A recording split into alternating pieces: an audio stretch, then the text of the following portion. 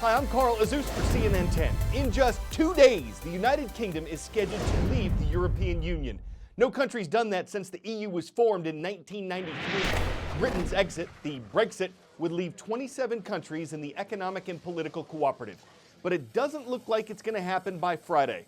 Britain's parliament has rejected the terms of the agreement between its government and the European Union, and a Brexit without an agreement, also called a no-deal Brexit or a crashing out by Britain, has a lot of opponents because it would come with uncertainty about issues like trade, immigration, borders, laws, and it could lead to a temporary downturn in the British economy. British Prime Minister Theresa May has requested that the EU extend the Brexit deadline again. It did that once earlier this year, and the new Brexit deadline would be on June 30th.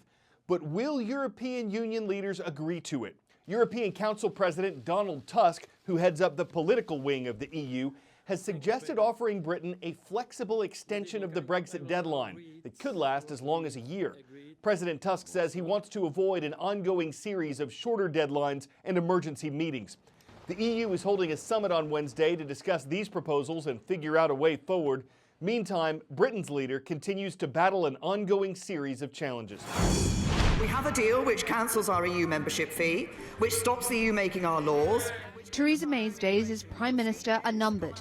May has said she will step down once Brexit is delivered. She's in charge of the UK at one of the most turbulent times in recent political history. In 2016, Theresa May won a leadership contest to become Britain's second female Prime Minister after David Cameron resigned following the shock vote for Brexit, Britain unexpectedly voting to leave the EU. As a long-serving MP and Home Secretary, Theresa May had built a reputation for getting things done. In her first speech as Prime Minister, May pledged to support the families who were just managing to survive financially and to fight social injustice. The government I lead will be driven not by the interests of the privileged few, but by yours. This platform and her pragmatism proved popular in her first year. To capitalise on a double-digit poll lead against the left-wing opposition party, Theresa May performed a political U-turn. After having ruled out an election several times, May called a snap general election for June 8, 2017. So we need a general election, and we need one now. It backfired. May was criticised for her manifesto and stiffness in the face of media questioning during the campaign and dubbed the Maybot. Her Conservative Party lost their majority and had to enter into a confidence and supply deal with the Democratic Unionist Party to form a government. In the Democratic Unionist Party in particular. Since the election, May has cut an isolated figure. She survived a Tory leadership challenge in December 2018, though key members of her cabinet have resigned. Brexit defines her premiership. There has been no consensus in the British Parliament over leaving the EU. Brexiteers advocate a clean break, others for a soft Brexit or a second referendum on EU membership. In November 2018, Theresa May and negotiators in Brussels settled on a draft deal for the UK to leave the EU. British MPs on both sides quickly attacked it. Some said it went too far, others said it didn't go far enough.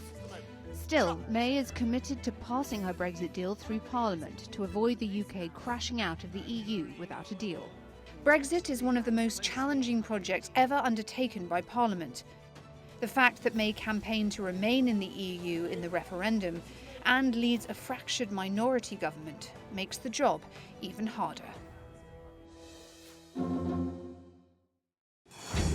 10-second trivia. Under which U.S. president was a trade embargo first imposed between America and Cuba? Franklin D. Roosevelt, Dwight D. Eisenhower, Lyndon B. Johnson, or Richard M. Nixon?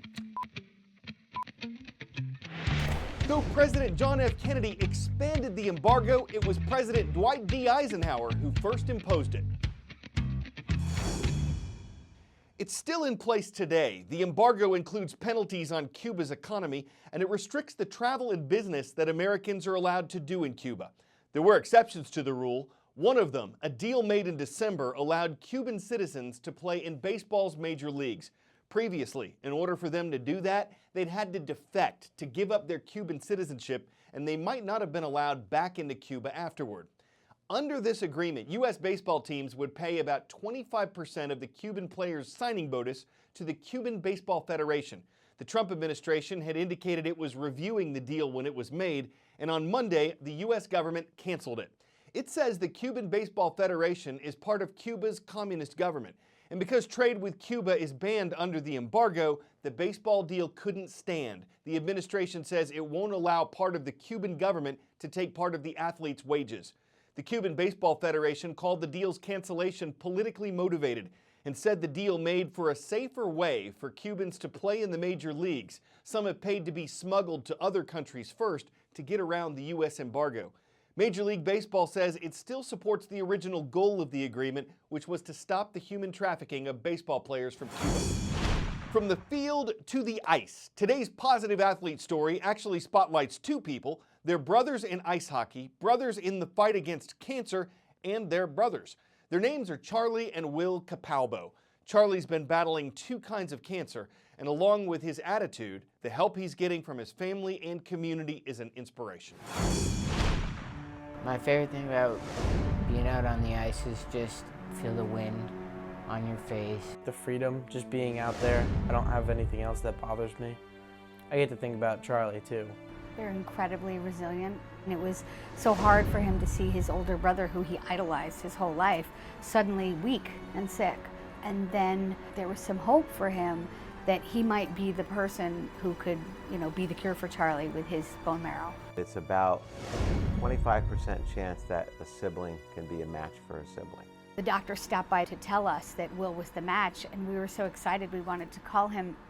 But I said to him, I said, let's FaceTime it. You are my match. What? No. Yeah. Seriously? You're a 9 out of 10 match. Dude! It was an unbelievable moment.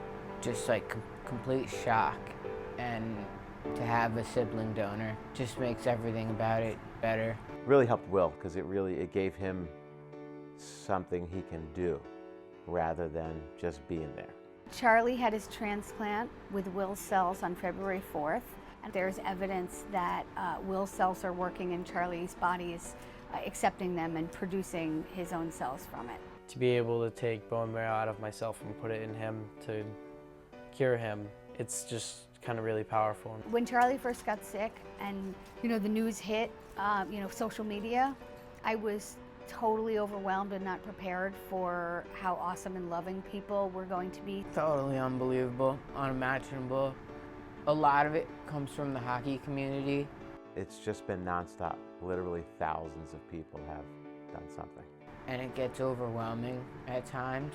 Hey Charlie, it's Milan Lucic. Sean Thornton. Hey Charlie, Henrik Lundqvist here from the Rangers. John Cena here. I want to thank everybody. This phrase right here has gotten me through a lot of tough times. Keep up the fight, man. I think playing goalie really prepped me for some of the stuff that I was going to have to deal with here. Mentally and physically. More mentally. Just to see him suit up again, that would be pretty powerful, emotional. I don't know if I'd be able to handle it, but it would be nice.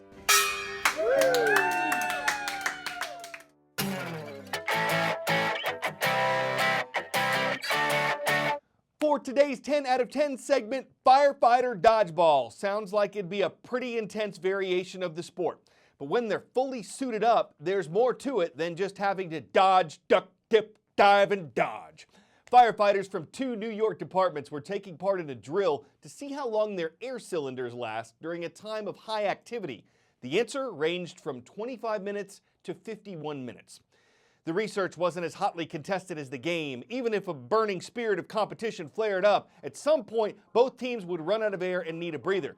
Still, the question remains, did the losing team feel smoked, hosed, or just burned out? With firefighters, I guess it's always the latter.